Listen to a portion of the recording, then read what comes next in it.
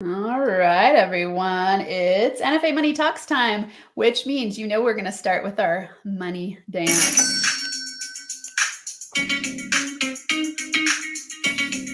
Woo, woo. Yeah. I love it. That is a good addition. Hello, everyone. Welcome back for another episode of NFA Money Talks Live. And this is an awesome conversation today because we have on a 20-year entrepreneur. This is amazing because she's built her business, multiple businesses, up to 7 figures. And so tons of wisdom, lots of great experience to bring to all of you today. So you all know I love to start with a juicy question about something money block related to help us break through our money block. So welcome on the show, Kristen. Hey. So psyched to have you here. So let's start with this. What would you say is your biggest current money fear? Something you're working through in the realm of breaking through a money block or a money fear that comes up for you in your business? Great. And by the way, I love that you just start with the juicy questions. I mean, let's just get right to it, right? I mean, Yes. Come out of the gate swinging. Okay, so one of my current struggles with money blocks right now is more money, more problems, right? You know, the more that you have, the more you're required to be responsible for. And I look at it as a resource and as a tool that I'm using, but am I using it the best way? And could I be investing it in the best possible ways? And where and how do I invest in the business to make it grow beyond where I've already grown? Because we're always, sometimes we're growing and scaling and sometimes we're just maintaining. So I think part of the balance right now for my money block is really just like having a lot more of it and the resources that I need to do. What do I need to do to not only protect it, but also spend it in the best possible way? God, these are big ones. I'm so curious for you. Like, have you noticed that money block along the entire journey? Because I know that in different phases of businesses, we have different blocks come up. Would you say that's one that you've had that's been a pattern in your history of entrepreneurship? No, not really. Most of the time I've been sitting around waiting for the money to come in so that I know exactly what to spend it on. I know exactly how to invest in order to grow my business and grow places. But at a point right now, I kind of feel like what is not necessarily the next big thing, but what is the next thing that I really need to put my money towards to protect the empire that I'm building rather than continue building it, more of the protections around it so that it doesn't go backwards, so we don't lose it. I think that's another money block that I tend to have is Yeah. once I get it, don't want to lose it. Yeah. Yeah. Hey, it's an interesting one, right? Because it's like, of course, none of us want to lose our money. And do you sometimes I notice sabotage patterns in some entrepreneurs where it's like they do get a certain amount and then they hit that money ceiling or their money set point and then they sabotage and bring it back down. Have you been able to, it sounds like you've grown to 7 figures. So have you been pretty good about noticing these things as they come up in your business building journey? Yes, I have indeed, new levels, new devils, right? So when Yeah. you're rising to a level, you really need to reevaluate where the money's coming in, reevaluate your budget, reevaluate and of course that's why I love your mindset things is because it's all about that mindset. Whether you have 3 zeros or 3 commas in your money bank or not, you still have, different problems at different levels and problems that I had before. I don't have those problems now. I just have new ones. So it's just Yeah. there's no money, more problems, right? It's just Yeah. different problems, not necessarily the same ones, but all within solutions. You just have to give yourself time to think about them and what you want to do with your money. Yeah. Well, I'm curious as you're playing with that money block, more money, more problems. Are you noticing like who? And you said part of it is looking for the right strategist to help you know how to protect it. Where do Mhm. you go to find that? What are you finding right now? I look for people that have done it and been there and done it before. So Hmm. mistakes that they've made that you can go to an expert and you can say, okay, now I'm at this particular level and I've got, but as you're building your wealth and you're building different your entrepreneurs, you want to protect your business, but you also want to be able to spend some of it too. I mean, let's be real. We make money so that we can enjoy it. And so I'm really looking towards the future. I've always wanted a beach house. And so I really have always wanted something that even if it's not necessarily owned or something I rent out, I'm looking for it as a possible investment to use it when I want and then rent it out there. So I'm looking at the possibilities of that and looking at people that have been there and done that to say, like, what do I avoid so that I don't waste a ton of money. Because actually what I hate more than wasting money is wasting time. So it's just like they go hand in hand to me. Time is money. And so I'm always researching to try to find the best ways to do things so that I don't have waste. Oh, I love this. Okay. Will you share some tips on time efficiency tools? Because I so agree. Like, time is the most precious commodity we have. And if we're not aware and conscious of our time, we're wasting time and money, which, isn't an effective business or high ROI business. Well, and this is a hard one to talk about, of course, since we do talk about tough stuff here, right? All the juicy stuff. The hardest thing about what I consider like your time and your money and what's it worth is looking at your average dollar per hour. I mean, we don't want to break it down that way, but if I'm looking at my average dollar per hour, would you hire a surgeon to give you a booster shot? No, you wouldn't. You would not hire a surgeon at their cost and level to give you a booster shot. That can be someone else. And so every time I'm looking at a task, something that has to be done, something that needs to be done, my question is, do I absolutely have to do this task? And if I don't, who is the best person to do this task and at what level? Because let's be honest, sometimes we're CEO and janitor at the same time. And once we hire team members and have people surrounding us to support us, there's usually someone else that can and or should be doing that task. So the number one thing I do is I look at the task and be like, does this have to be me? If it does not have to be me, who is the best person on my team for this job? And when I say my team, I don't just mean the people that I employ and pay paychecks to. My team is also my husband, my children, my mother, friends, family, Uber, the babysitting service, the Instacart. These are things that, like, if you don't have to grocery shop unless you love it, then you can literally hire that task for really a lot less than what you're worth per hour. So if your rate is $300 per hour and you can pay somebody $20 to go grocery shopping for you, you just gave yourself $280. Because you don't have to do that task for that hour and you paid someone $20 to do it. So you reduced your rate by $20 and you're still doing the high level stuff while your other things are getting paid for. So that's kind of how I best use time as money That is awesome. Okay. I'm going to ask everyone who's watching, leave a comment. What are you going to choose to delegate away ASAP? Right? So leave a comment about what will you delegate? Because this is exactly what Kristen is talking about. And this is how powerful 7-figure, 6-figure business owners think. They go, my time is valuable. My money matters. My hourly rate matters. So if I can pay somebody else a lot less than me to do that task for that hour, then why wouldn't I delegate it away? I think I'm going to type this. Okay. So leave a comment. What will you delegate away? Delegate. It's hard to talk and type at the same time. Well, delegate away. Okay. And then will you talk about this a little bit? Like, will you share first tasks that you started to delegate away? Absolutely. When you were like your first delegation people? My first delegation was a babysitter when I was really in the thick of when I was building business number one, which is my Amazon store that I sell on my e-commerce site. My kids were younger and they went to school and I couldn't afford a babysitter, which I actually hate using those words. That's like something that I discontinued from my language, is saying I can't afford. Word babe. Oh, I can't afford. I thought you just say babysitter. Yes. I was like, oh, interesting. No, okay, I can't afford. Good. Yeah, drop that I hate that. That was just something that was a blocker from when I was a kid. And I decided when I grew up, I was never going to be able to not afford. I was just going to change the language so that I can say, that's not a priority for me right now.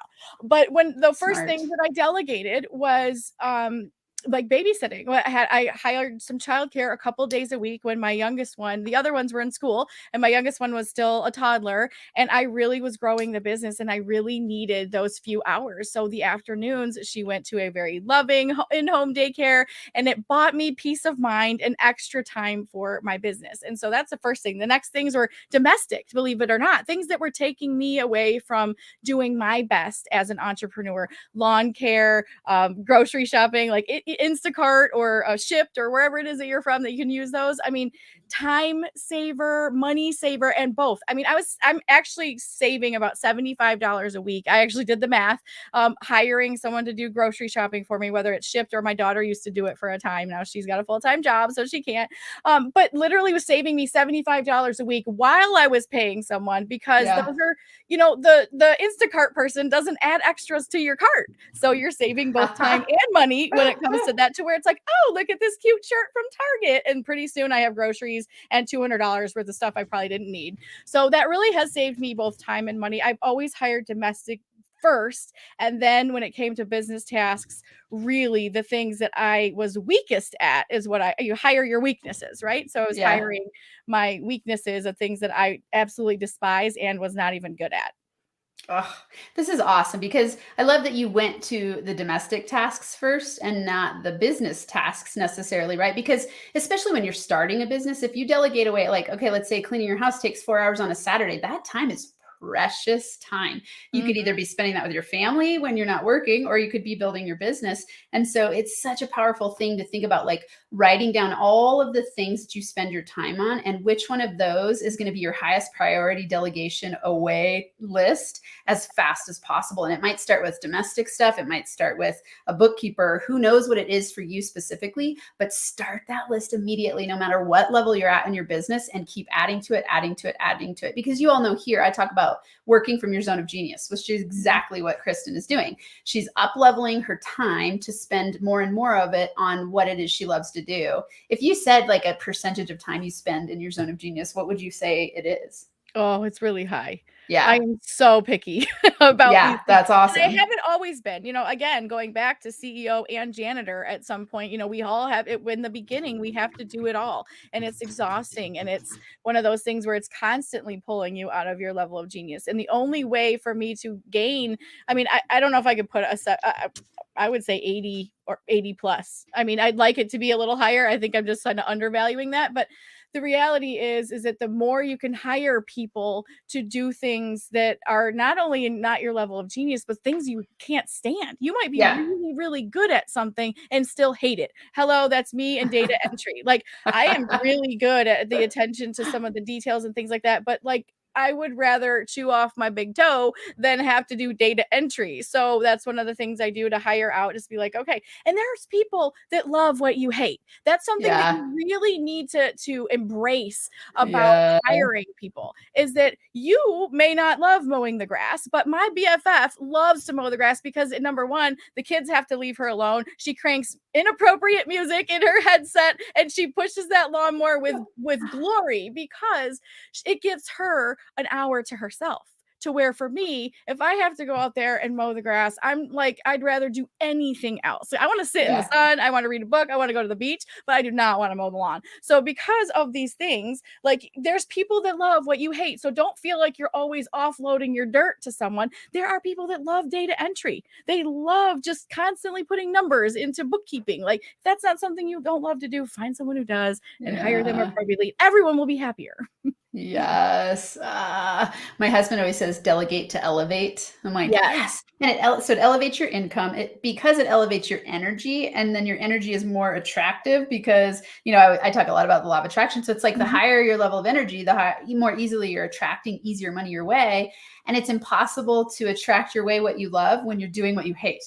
Right? Absolutely. So I love that you said that. So that is like a quotable quote. There are people who love what you hate, so delegate. There are people who love what you hate, so delegate. And so it's also what you're saying there that's really important. Drop the guilt about delegation and the fear, right? Because there's two things. It's like people are afraid that they're going to waste money, and good delegation will save you money and make you money. And then there's people who go like, oh, someone's doing, because you hate it, you project that onto them and you think they must hate it too. But exactly like you're saying, you hire them to do the things you hate.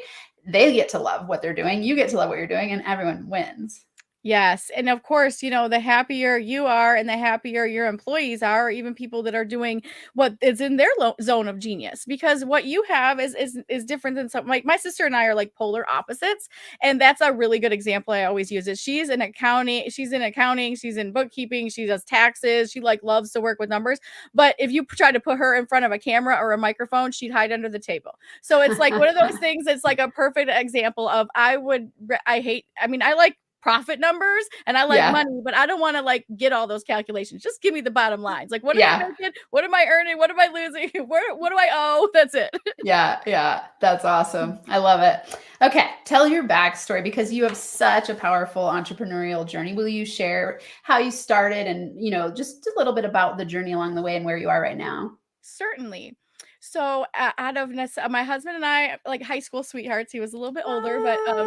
high school sweethearts really. And I got married at 19 and had my first child about a year or so later. And it was just kind of, we started a family right out of the gate. And my husband does commercial construction, so he's building buildings, things like that. But in Michigan, it's feast or famine. You've got winter, you've got stuff where it just kind of really slows down sometimes. And as a young family, it was a struggle. I wanted to be able to stay home with my children and be able to be there for them, but we also needed some income. And so I started selling some things, and this is back in 2003, so literally almost 20 years. We're almost at 20 years. As I started selling some things on eBay along the way, like my kids' clothes and toys and dresses and things like that, just to like make ends meet, just to break even, almost get them the new sizes, things like that. And then realize that like not only did I enjoy it, but I was actually making money and not just flipping things for the next size. I was like, well, not only can I buy her a new dress, but I can buy myself one. And I was like, this is great. This is real income. And it was very convenient for me to be able to work on the hours that I could work and still value that time with my husband and my family. Because at one point we were working opposite jobs, and I was leaving and he was getting home, and we're like not a family, and I didn't want that. And so I really started to do e-commerce. I started with eBay, and then eventually graduated, I say, to Amazon. It's a different beast, so it's a whole different platform. But then I've built my business up to 7 figures from that. But in the meantime, I had a third child back in 2010, actually. And my husband was injured a week after she was born.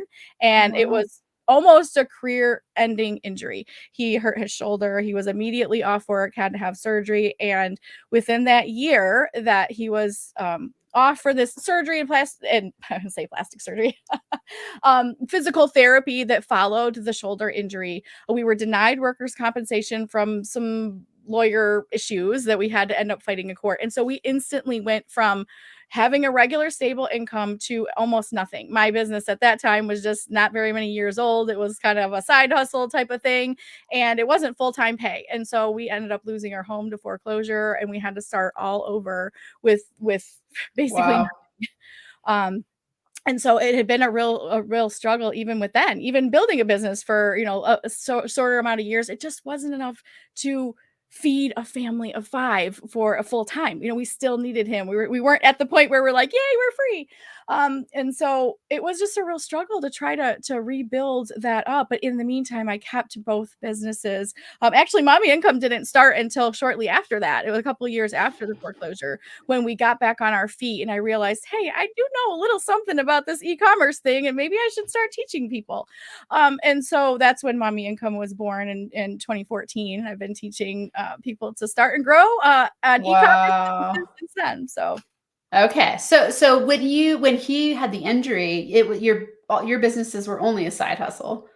at that time, yeah, I was just bringing in some side income. I had been in business and consistently been selling things, but we're talking, not enough money to support a family Yeah. of 5. Yeah. It was, I wouldn't necessarily call it even a side hustle at that point. It was, 20,000 a year or so is nothing to Okay. sneeze at, but it was something that was just still building. It wasn't going to be able to support us with a Yeah. mortgage and things like that. Wow. So did you, when that happened, did you just hustle and how did you recover?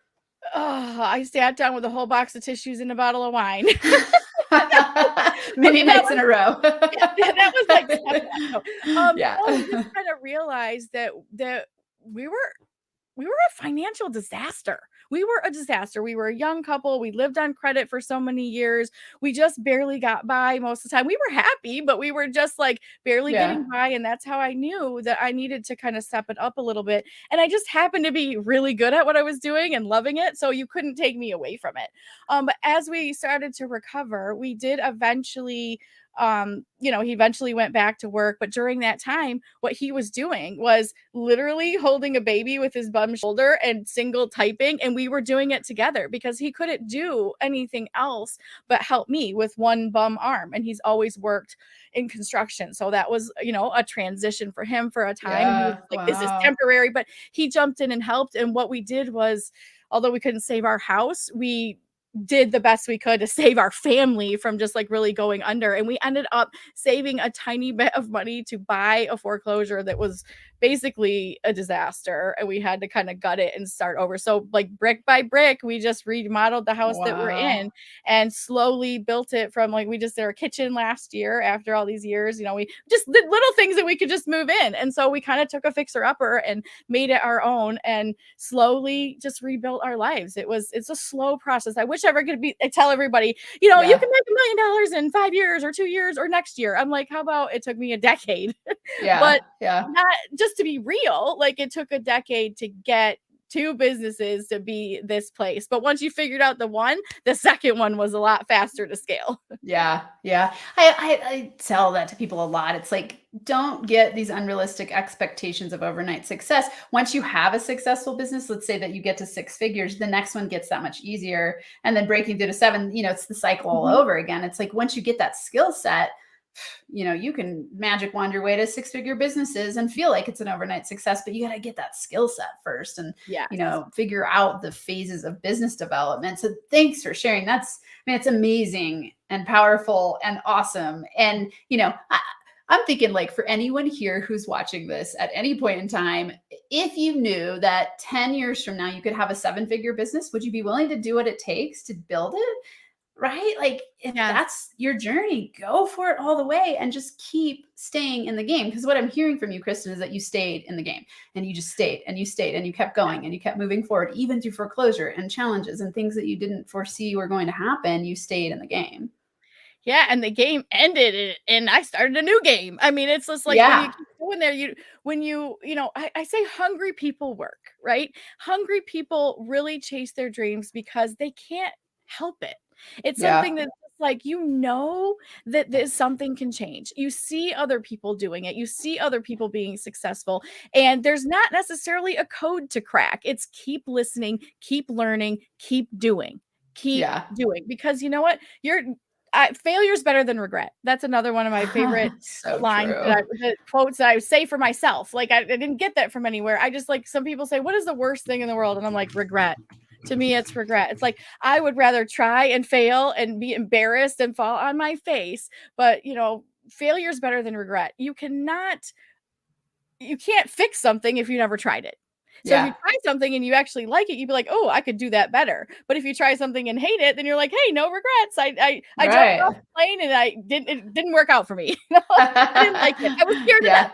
Whatever that is. But I'd rather take the opportunities and take the chance at failing than walk away going, I coulda, woulda, shoulda, because those are feelings that I have a hard time reconciling. Yeah. Wow. Gold mine of wisdom here. Okay. This is a great spot to share. I always like to ask 3 tips to help watchers, viewers, listeners, wherever you're engaging with this, how to get to 6 figures faster. And when I say it, that qualifier faster, it's like faster than you're currently getting there now, whether that takes you 6 months, a year, 10 years, whatever it is, like we talked about staying in the game. What would you say are 3 tips to help entrepreneurs get to 6 figures faster? What are the things that you wish you could go back and tell yourself?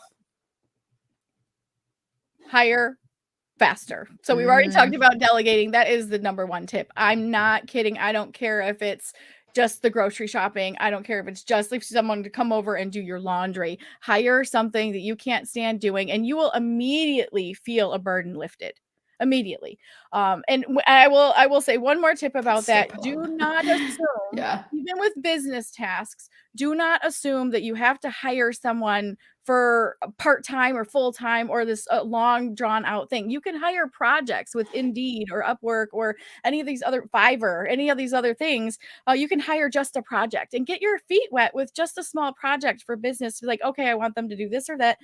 Don't be scared to do it. It gives you, there's a small dip when you usually hire someone. You maybe take a little bit of a hit, but then the growth is 10 times. And I've done it over and over and over. Every time I see, oh, that's going to cost me a little bit of money, but in 3 months, it's going to be choom. And that's what happens every time. So hire, whatever it is, hire someone, delegate something, get things off your plate so you can operate in your zone of genius.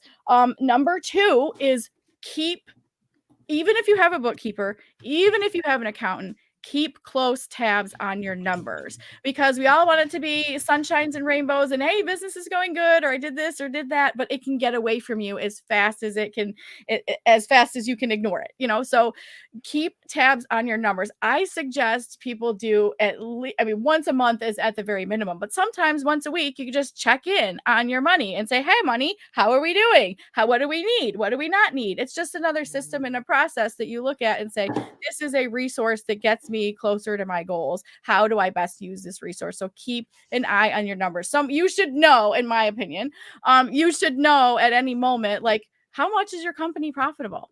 How much are you actually making? What is your dollar per hour? What is your value when it comes to a monetary value, so that your tasks can meet your value and so on?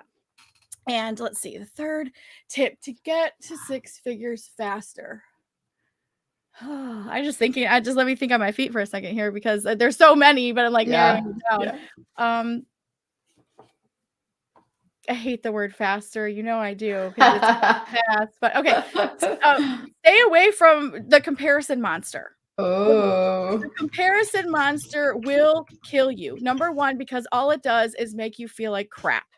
Like, no matter what, you can't compare it. Same thing with you, Dr. Amanda. You cannot compare my chapter 20 to your chapter 1.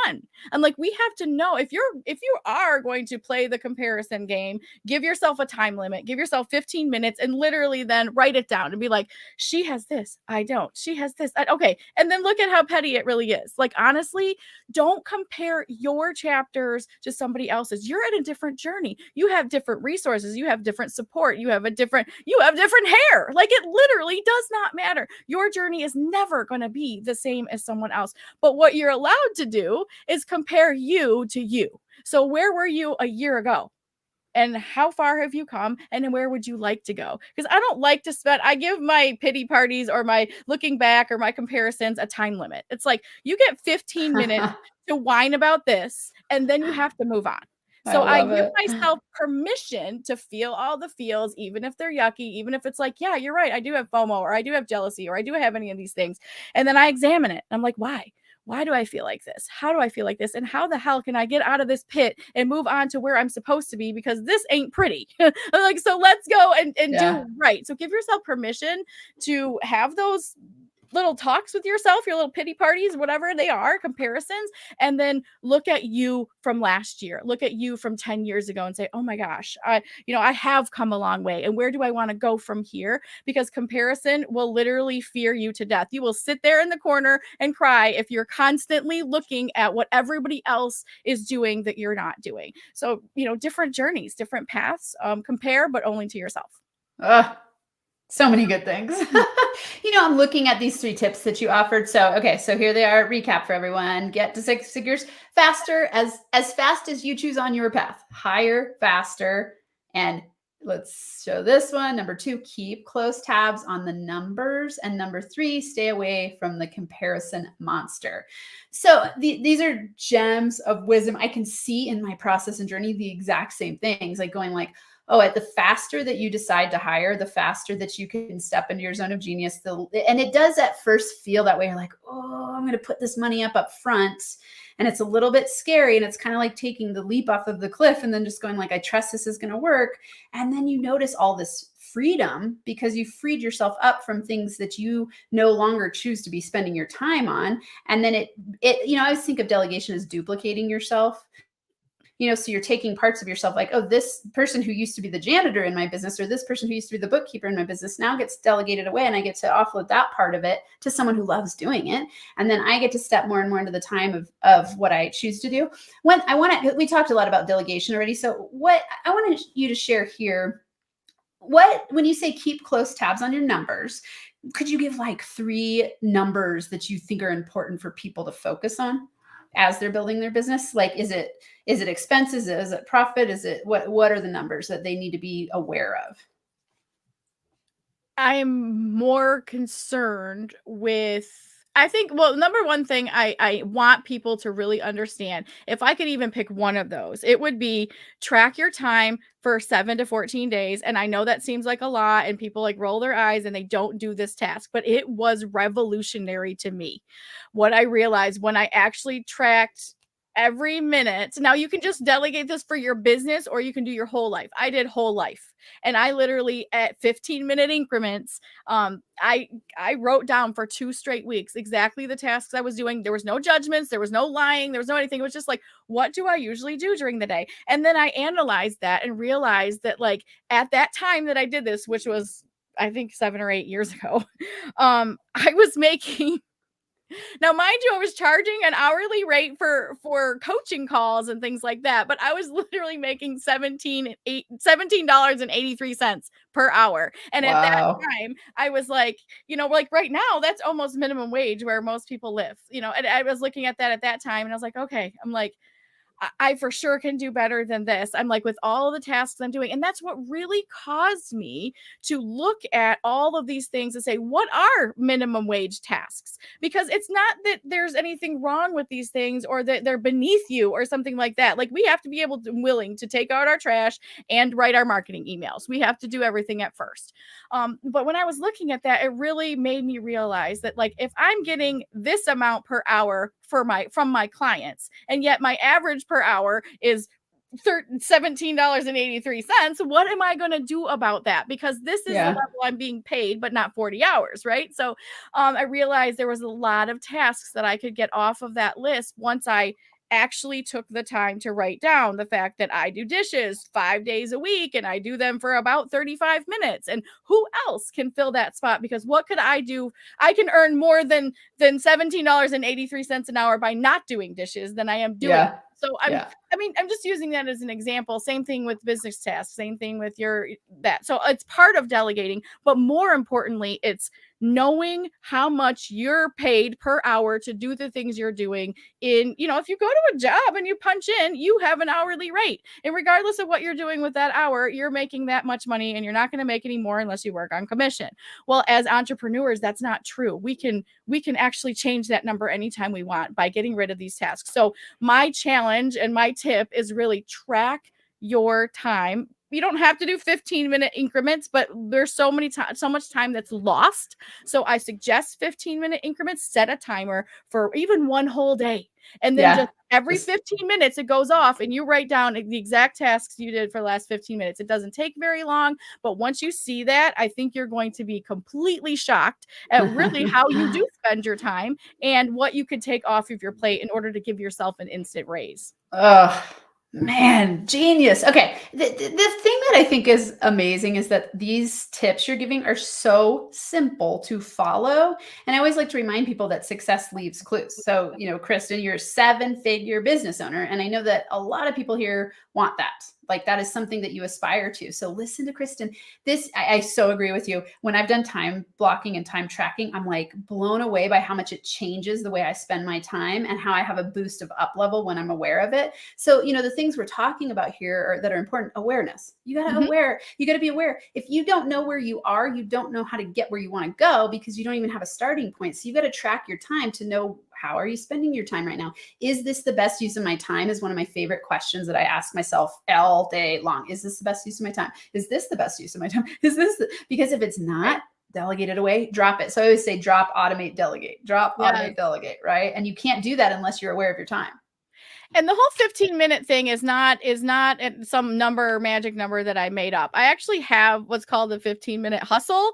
This is my 15-minute hustle chart. And this is part of the whole story is in my book. And you can learn more about that, or go to 15minutehustle.com and you could, download that or whatever. I know that's not the CTA we talked about, but the reality here is that this is something that I've lived and died on. It's called 15-minute hustle. When I was first running my business, a long time ago. My son is 21 now. So if you think about that, he was about 2 or 3 years old, and he was like Dennis the Menace meets like Curious George, like Tasmanian Devil, if you will. He was wild, he was sweet, but he was wild and crazy and broke stuff and he was curious and got into everything and was always running all over the place. And what I realized was, whether it's business or any other thing, I only had about 15 minutes to do the things that I needed to do before I had to go and wrangle him and get him out of trouble or prevent him from hurting himself or others.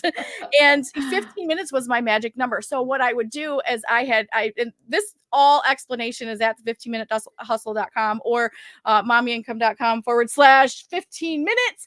And you can get like the chart and the little mini ebook that kind of explains this. But in a brief nutshell, it's really, I created a master list of all the things that I needed to do on a weekly, daily basis. And I had a daily, weekly, monthly.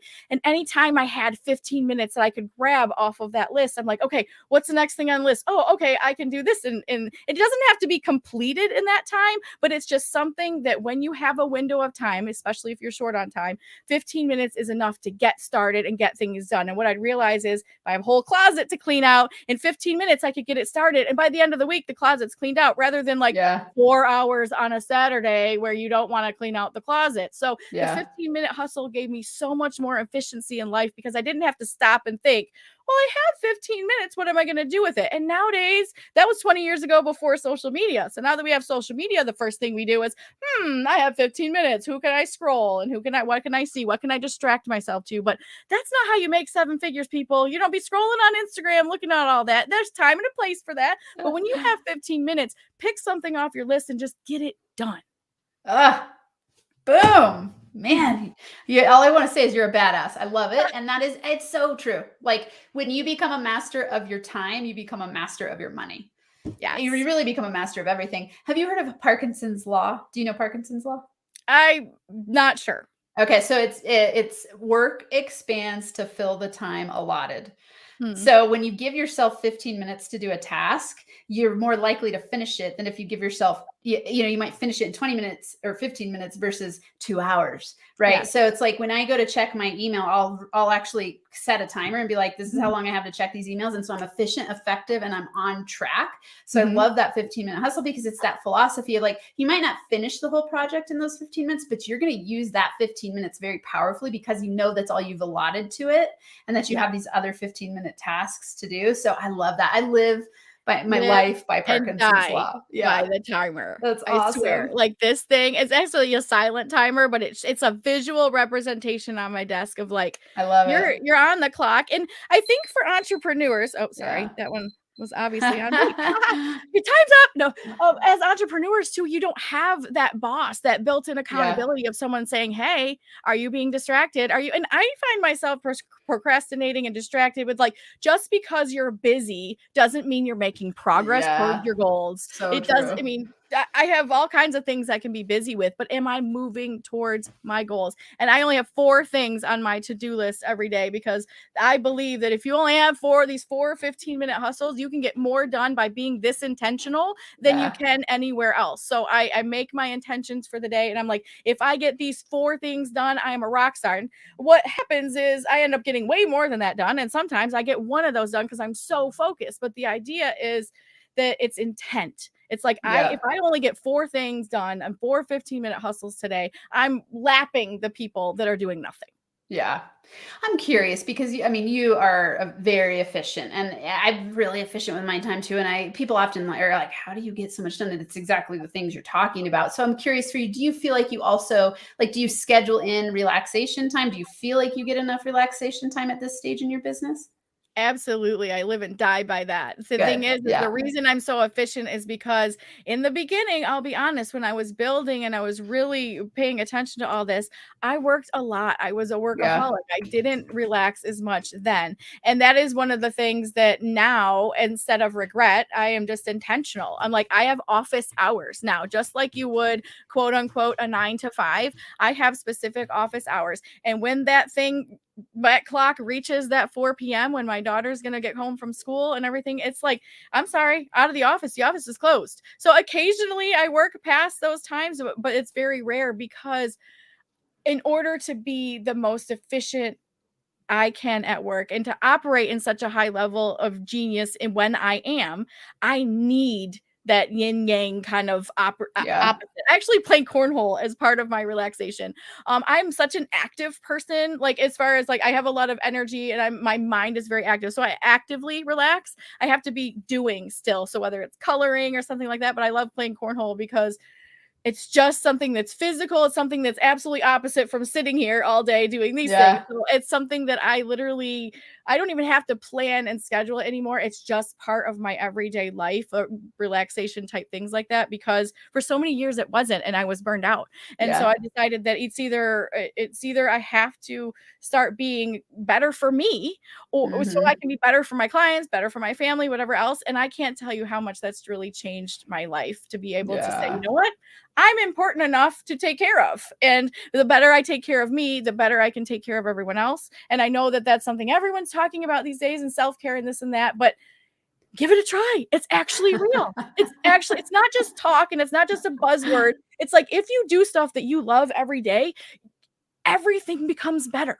And your work becomes better. Your relationships become better because you're a whole happy person. And if you can arrive in those places, I say arrive because it's a work in progress. It will be evolving into that person that you want to be, but overall checking in with yourself and being like, how am I today? Has anybody asked me that? How am I today? I'm not great. What do I need? I need relaxation. I need 10 minutes of sunshine. I need a walk. I need a water. I need to punch something, like whatever. Go play cornhole, like go on a walk. It's amazing to me how we get, I think it's because entrepreneurship just tends to attract type A driven people, right? And so then you go, oh, it's easy to forget that I need to check in with myself and make time for relaxation, just like you would a date on the calendar for an appointment for a consult or something else.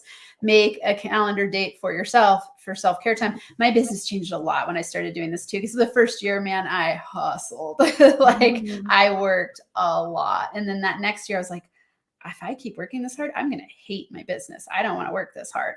And so I really started to block out, and then I started to have Fridays be where I don't schedule appointments. And then, and then I just keep adding to it. And so, it's really important, everyone here, to implement what you're learning here. Don't just listen to it and forget it right when you leave. Implement. So wrapping up, I'm curious and we're going to use, I always give a book recommendation. So this is your book, and I wanted to make sure, is that the correct, it's the number 15-minute hustle? Yep, 15minutehustle.com. That's that. And if you want the full book, that's like the ebook, and there's a way you can order that. Also on my website, mommyincome.com. If you go to courses and or offerings, I have a section that comes with a chart like this. It's already laminated. It comes with the ebook, and also a signed copy of my real book, which is Dream Big, Step Small.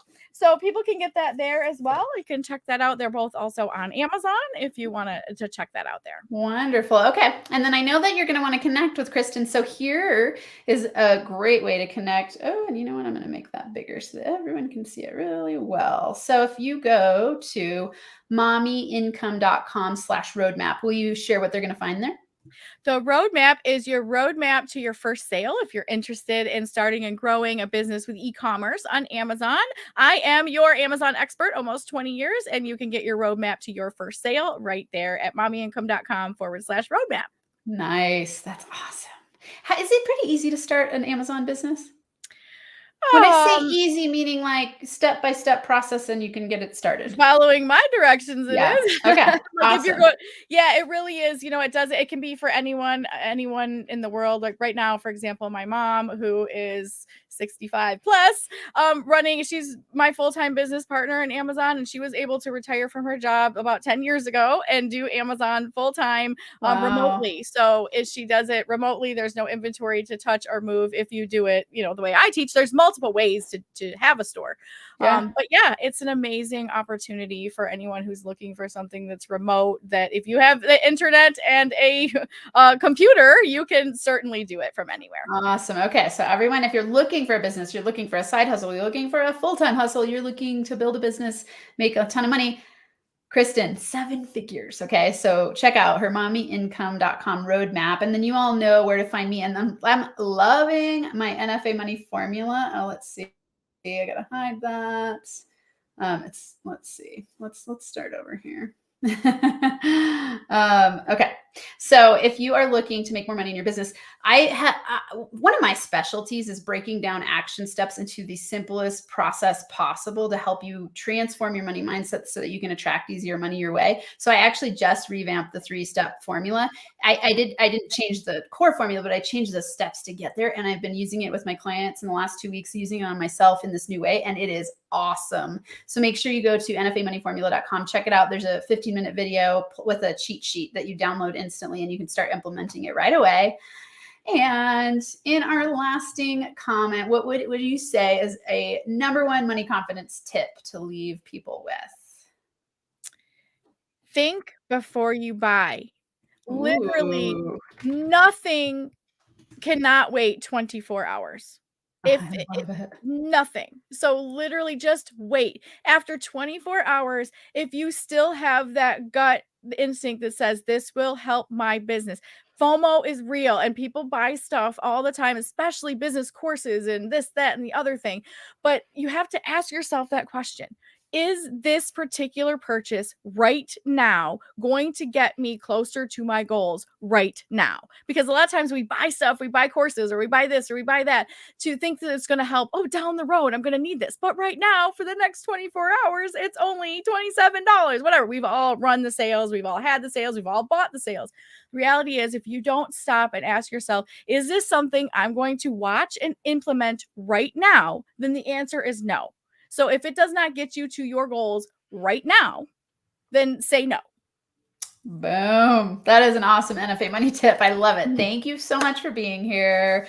Thank you everyone else for being here. If you're on YouTube, watch the next video in this. If you're watching later, you will see the whole NFA Money Talks playlist. This is with awesome, incredible 6- and 7-figure entrepreneurs who are helping you break through to 6 figures faster. Until next time, NFA money making high fives. Bye everyone.